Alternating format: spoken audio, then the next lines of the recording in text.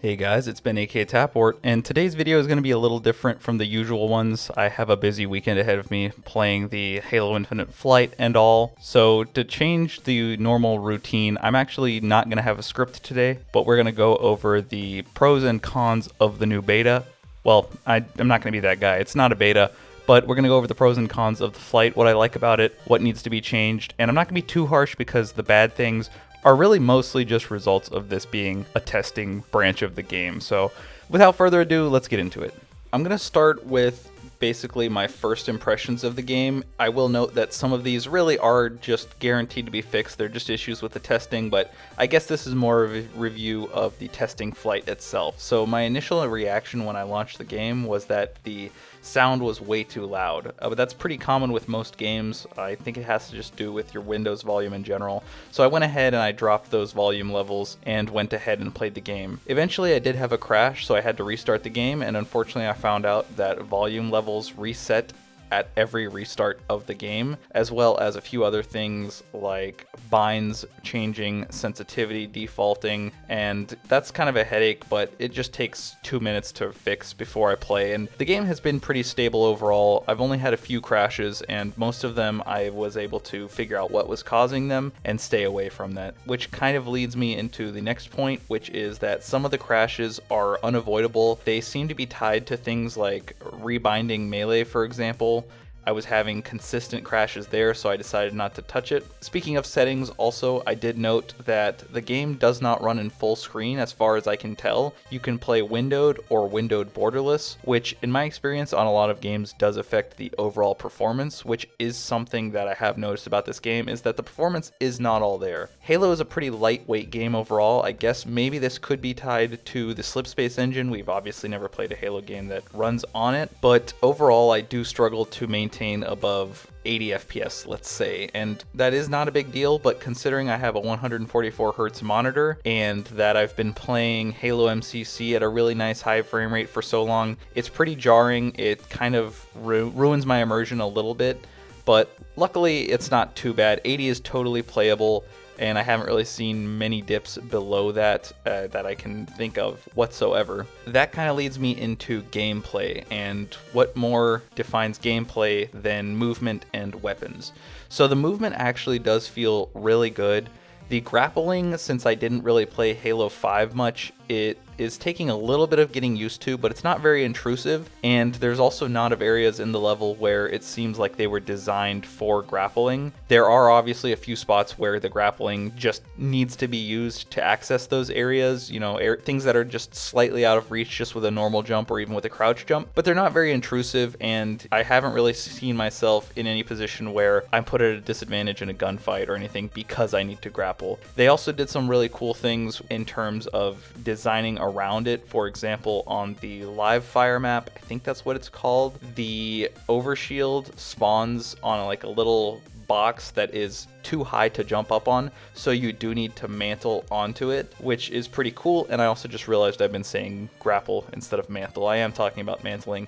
You need to mantle up to access the overshield, which if anybody else is fighting for it, which it is a power weapon, and they do announce in advance now, your AI will let you know 5 seconds till overshield, 5 seconds till invisibility, power weapons spawning soon. It's pretty cool. But yeah, you do grapple up to there, so you're at a disadvantage fighting for the power items, which people are obviously going to be seeking and fighting over. And that does bring me into, this is just one long segue, isn't it? That leads me into the AIs, which announce things, and there's also this like scan that you can kind of do. It's sort of like the visor from ODST. Imagine if Promethean Vision from Halo 4 and the visor from ODST had a baby. It basically sends this big old pulsing scan out around you. On keyboard, you hit Z to activate it. I have no idea what it is on controller. I've played one round on controller and I didn't enjoy it that much, so I went back to keyboard and mouse.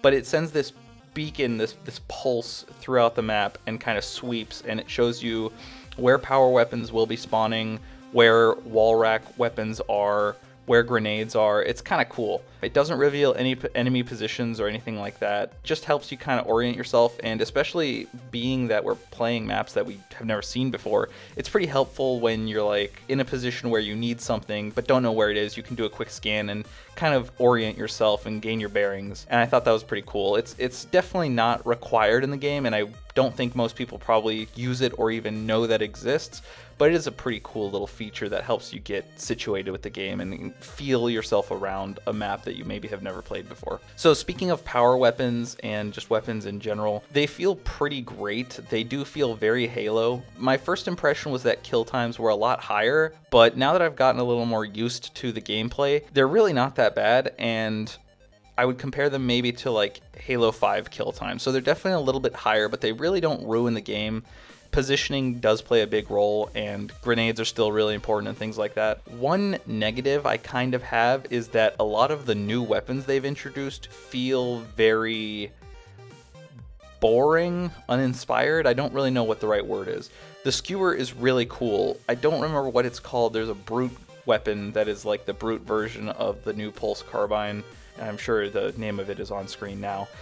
Those two weapons feel identical to each other, and they're both not that interesting. The pulse carbine is really good, but that brute one, it acts the same way, but it's not as good. I can't really put my finger on it. It does charge up, but then again, those are just things that with time I will develop a knack for how to play with it, and we'll go from there. It's not a big deal at all. So far, those are really the major things that I wanted to point out. We are still getting our feet wet. Is that a thing? Feet wet? Tongues wet? Getting our noses wet on the new maps. They play really well. My favorite probably is Recharge, I want to say. I really like the layout of that. It has multiple levels, pretty cool. Reminds me kind of like maybe of Sword Base from Reach.